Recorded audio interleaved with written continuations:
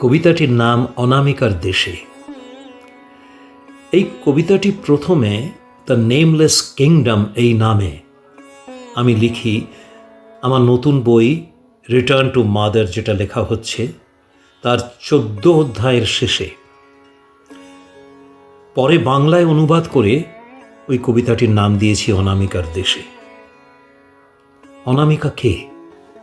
অনামিকা হলেন আমার ওই বইটির একটি বিশেষ অংশের একটি চরিত্র, যে চরিত্রের মাধ্যমে তুলে ধরার চেষ্টা করা হয়েছে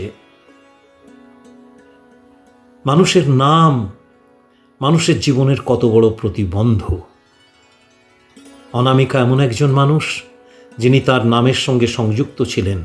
নিজের নামের মাধ্যমে বিশ্বে পরিচিত হবার একটা নেশা তার ছিল, কিন্তু তার জীবন বদলে যায় একদিন প্রকৃতির মাঝখানে কাটিয়ে। শুনুন অনামিকার দেশে। যদি আমার হাতে থাকতো সেই দণ্ড, তবে এই পৃথিবীকে গড়তাম আরো একবার নতুন করে, নামহীন করে, যেখানে অসংখ্য পরিচয়ের বদলে থাকবে শুধু একটাই নাম, আমি মানুষ। জানি তুমি আমাকে পাগল বলবে, বেশ তাই সই। তবু আমি দাঁড়িয়ে আছি ঠিক এখানেই, দণ্ডটি আমার হাতে ধরে, একবারের জন্য নতুন একটি পৃথিবী গড়ার সংকল্পে। কারণ আমি জানি তোমার স্বীকৃতিও একদিন আমি পাব, সেদিন যেদিন তুমিও সেখানে বাস করবে। আমি চাই না কেউ আমাকে মনে রাখুক আমার নাম আর আমার রূপের মর্যাদায়। মরতেও চাই না আমি আমার পরিচয় বা প্রতিকৃতির মধ্যে, বরং এই সামান্য গৌরবেই বাঁচতে চাই আমি, তোমার নিঃশ্বাসে মিশে, আমাদের ধরিত্রী জননীকে ভালোবেসে, যার সন্তান আমরা সকলেই। হ্যাঁ, বলোই না কেন আমাকে আজ উন্মাদ। শুধু জেনে রেখো, কাল তুমি আর তা বলবে না, কারণ তখন তুমিও নিঃশ্বাস নেবে ওই সারিবদ্ধ বুনো ফার্নের মতো ঊর্ধ্বমুখী হয়ে। খোলা আকাশের নিচে সকালের সতেজ আলোটিকে চুম্বন করার অপেক্ষায়, অন্তহীন শিলার রাশির বুকে দৃঢ় সুরক্ষায় নিবিড়ভাবে প্রতিষ্ঠিত। কোনো কিট্টু বা বিট্টু নামে নয়, শুধু ফার্ন বৃক্ষের মতো একমাত্র মানুষের পরিচয়ে, যে প্রকৃতির শক্তিতে স্বমহিমায় উত্থিত, উত্তোলিত, বিচ্ছিন্ন মাহাত্ম্যের ভার বুকে বয়ে ক্লান্ত, উপেক্ষিত নয়। সেদিন ভুলে যেও আমাকে যদি তুমি পারো। হ্যাঁ, আজ আমাকে পাগল বলো, যেমন করে একদিন আরো একটু মানুষকে ওরা প্রায় হত্যা করার আয়োজন করেছিল, যিনি শুধু সূর্যকে সূর্য আর পৃথিবীকে পৃথিবী বলেছিলেন এই অপরাধে।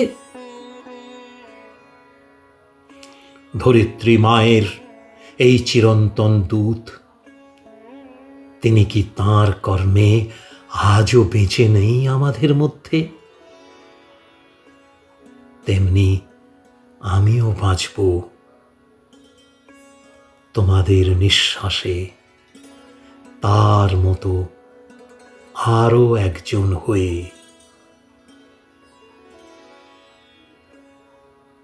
জানি না কি নামে, একটি কন্যার না পুত্রের, তবে নিশ্চয়ই একজন মানুষ হিসেবে আমাদের সকলের মতোই একক বহু বচন হয়ে।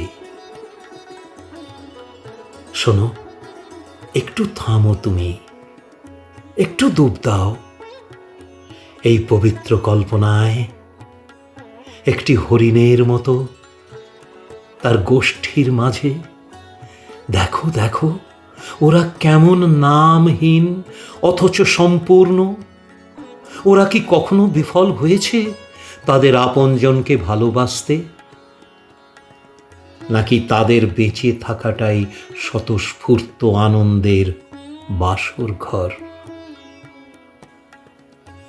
তাদের নিরন্তর সংহতির সুখ কি আমাদের লৌকিক উৎসবের কৃত্রিমতাকে পরিহাস করে না?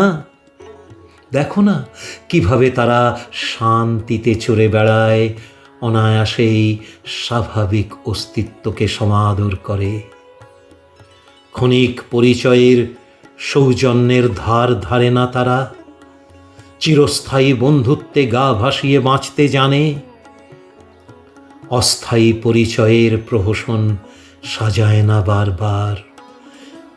জীবনের পবিত্র উজ্জ্বলতায় কেমন উচ্ছল তারা, দেখো দেখো। তাই আজ আমি আমার দণ্ডটি তুলে ধরেছি একটি নামহীন নতুন জাতি গড়ার জন্য, যেখানে থাকবে সীমাহীন প্রাচুর্য, যুদ্ধহীন শান্তির স্বর্গ, ঠিক এই মাটির ওপর একটি নতুন সৃষ্টি গড়ার আয়োজনে,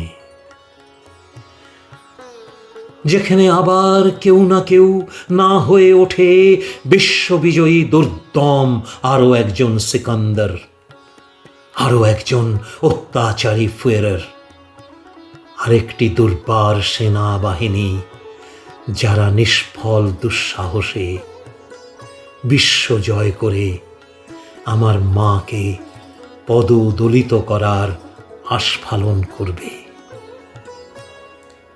শোনো তার ফিসফিস বাণী আমি অব্যর্থ শুনেছি, তার দণ্ড ব্যবহার করার নির্দেশ পেয়েছি ঠিক এইরূপ একটি স্বর্গ পুনঃস্থাপন করার তাঁর সন্তানদের উদ্দেশ্যে।